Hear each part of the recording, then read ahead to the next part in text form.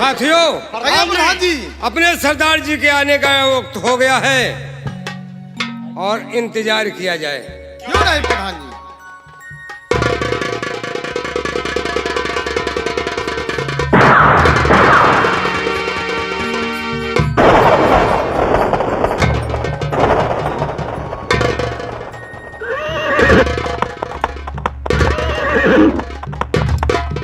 जय मां हमारी के, जय मां हमारी के, जय मां। हमारी के। मेरे नौजवान साथियों, सरदार जी, क्या था और आज क्या हो गया?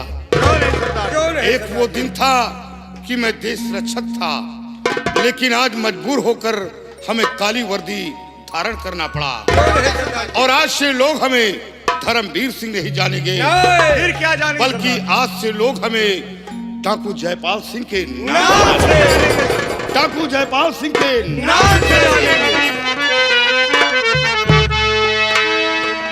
साथियों, मैं बना डाकू हत्यारों का साथियों।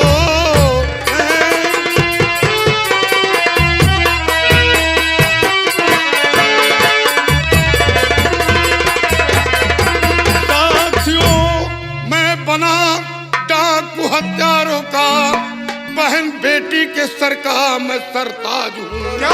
है नाराजगी मुझको भय किसी से नहीं, सिर्फ भय भी सिंह दुश्मन मेरा काल है।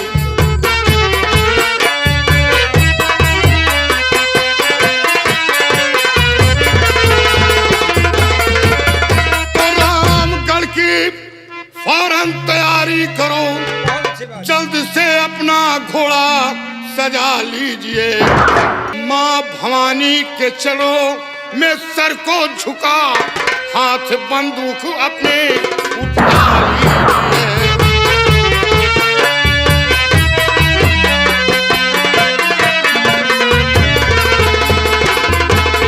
माँ भवानी के चरणों में सर को झुका, हाथ बंदूक अपने उठा लीजिए।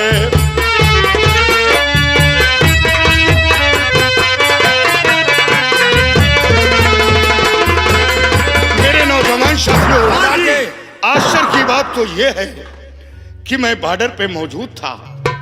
राजकुमारी का खून हवेली के अंदर हुआ। हवेली के अंदर कोई बाहरी इंसान नहीं जा सकता। किसी को ये नहीं मालूम कि राजकुमारी किस बेडरूम में सोती है और कहाँ रहती है। तो ऐसा लगता है कि कोई हवेली का करीबी दुश्मन है जिसने राजकुमारी का खून किया और मेरी शमशीर बंगले से चुराया।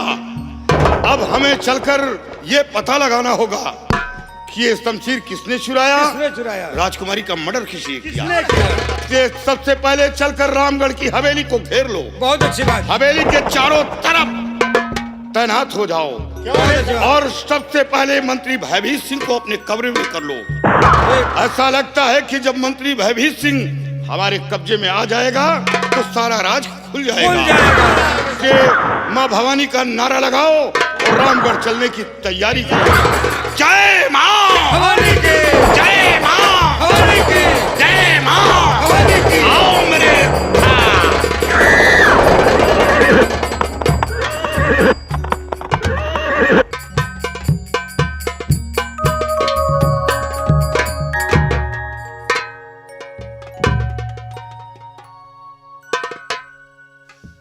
बेटा विजय, मैं तुमसे कुछ पूछना चाहता हूँ।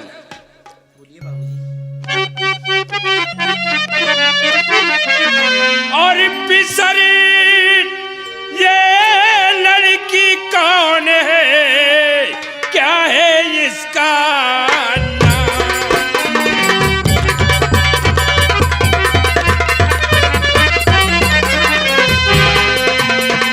पिसरी ये लड़की कौन है, क्या है इसका नाम? और लाए हो जो साथ में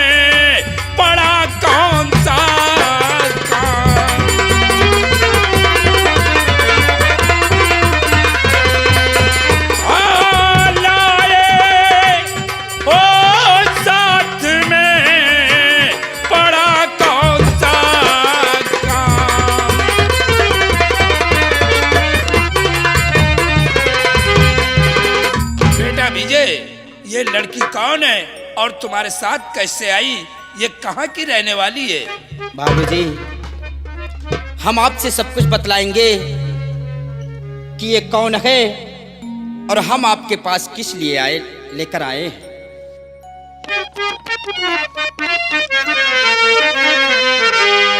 और ये लड़की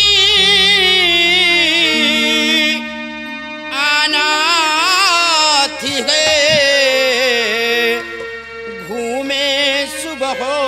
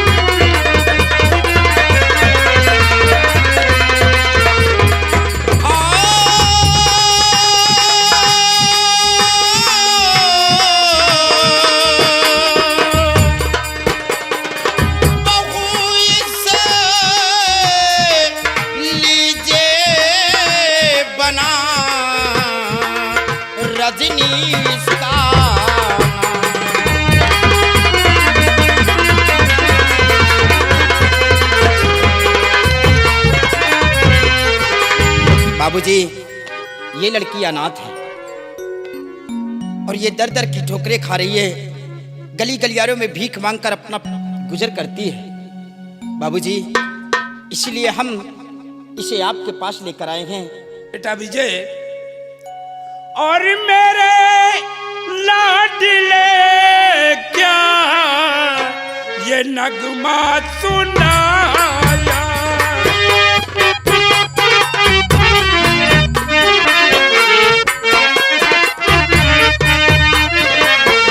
मेरे लाडले क्या ये नगमा सुनाया, मेरे सामने गम का तूफान लाया।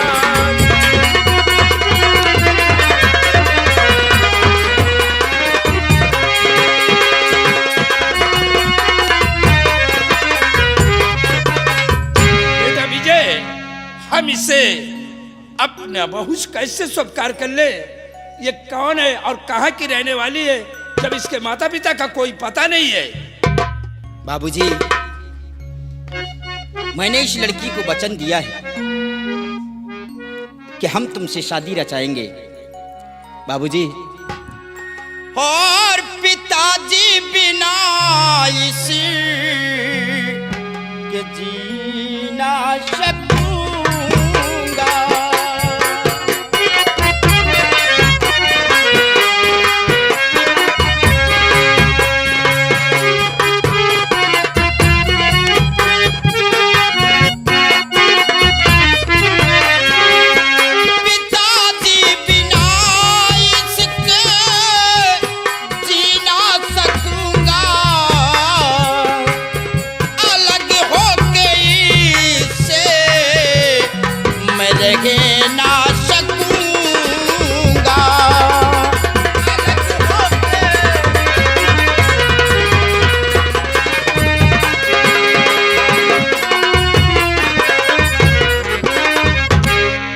विजय, यानी तुम इसके बगैर जिंदा नहीं रहोगे? हाँ बाबूजी।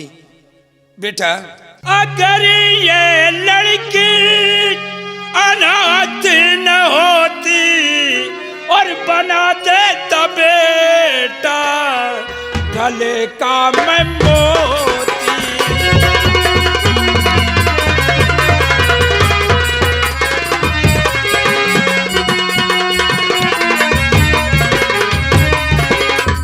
बेटा विजय, इसके माता पिता, इसके खानदान का कोई पता नहीं है।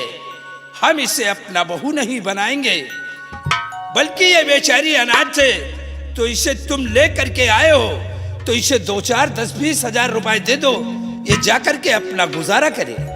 नहीं बाबूजी, मैंने रजनी को वचन दिया है कि हम अपने पिताजी से शादी की बातें रचाएंगे। अगर हमारे पिताजी हम लोगों की शादी नहीं रचाते हैं, इस बात को स्वीकार नहीं करते हैं, तो हम अपना सब कुछ छोड़ सकते हैं बाबूजी। और खुवाना अगर इस से रिश्ता हमारा,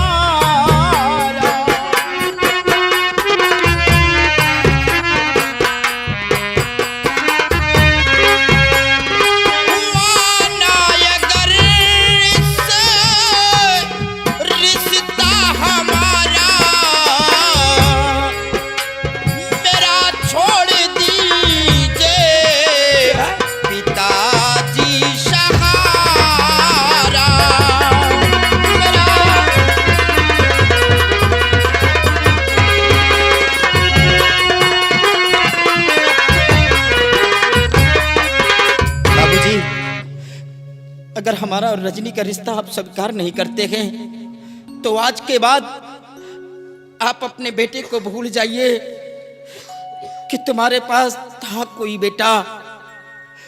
बाबूजी, हम रजनी को लेकर कहीं दूर जाकर हम अपनी जिंदगी को गुजार लेंगे, लेकिन हम रजनी का कभी साथ नहीं छोड़ सकते हैं बाबूजी। बेटा विजय, तुम्हें कहीं जाने की जरूरत नहीं है। अगर तुमने ऐसा प्रण किया है तो जाओ, इसे राजमहल ले जाओ, हम इसके विषय में सोचेंगे।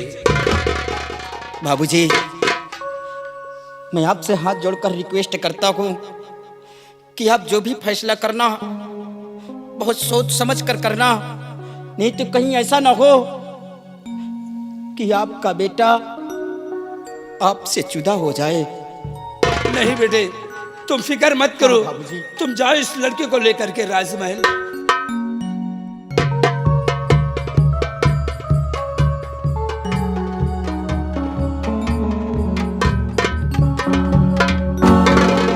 क्या भगवान, मेरा बेटा ये प्रण किया है, ये इसके बगैर जिंदा नहीं रहेगा, लेकिन हमारे गुरु भैरवनाथ हैं, हम सबसे पहले चल करके गुरु भैरवनाथ जी से इस बात की सलाह करेंगे।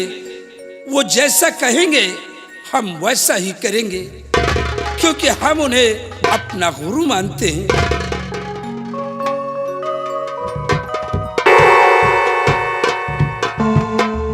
जय भोलेनाथ की, जय गुरु गोरखनाथ की।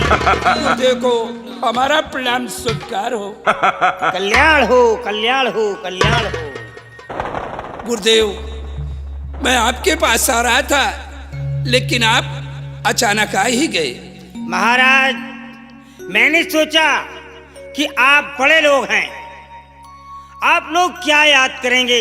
चलो हम खुद ही चल करके पता लगा लेते हैं कि महाराज इस समय किस हालत में हैं। नहीं गुरुदेव, तो कब से आस लगाए बैठा था गुरुदेव जी, एक दिन आप आओगे दरबार में, आओ बैठो भैया पर अभी, बोलो गुरुदेव जी आप क्या खाओगे।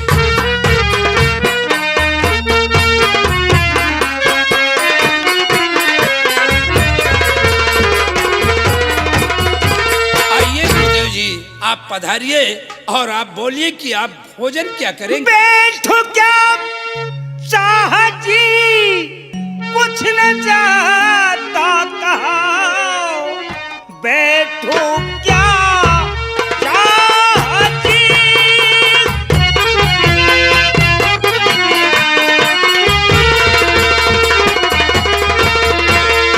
बैठो क्या साहब जी, कुछ न चाहता कहा, गड़बड़ी इस महल में है दिखला रही। क्या गड़बड़ी है गुरुदेव? के इस महल में नागों की मांग है, क्योंकि नागों की खुशबू मुझे मिल रही।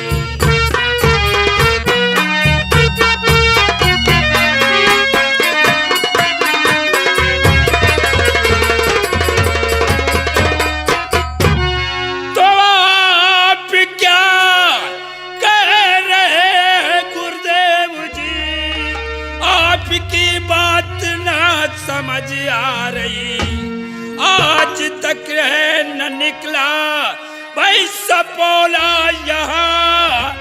आप कहते कि नागो की बांध है।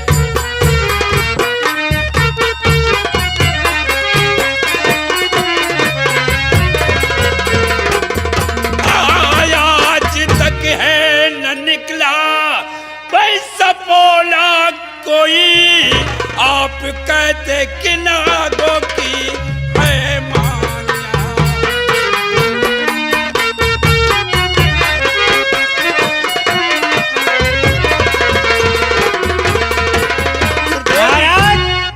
आप कह रहे हैं कि हमारे महल के अंदर कोई नाग नहीं है?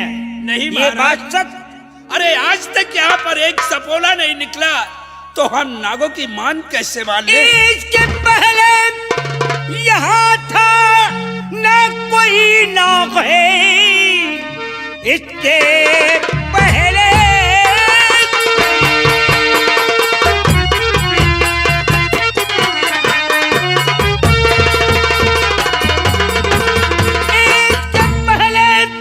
यहाँ था न कोई नाग है। शक्ति मेरी है मुझसे अब बतला रही, आज कल में कहीं से वो यहाँ बस गई, क्योंकि नागिन की खुशबू मुझे मिल गई।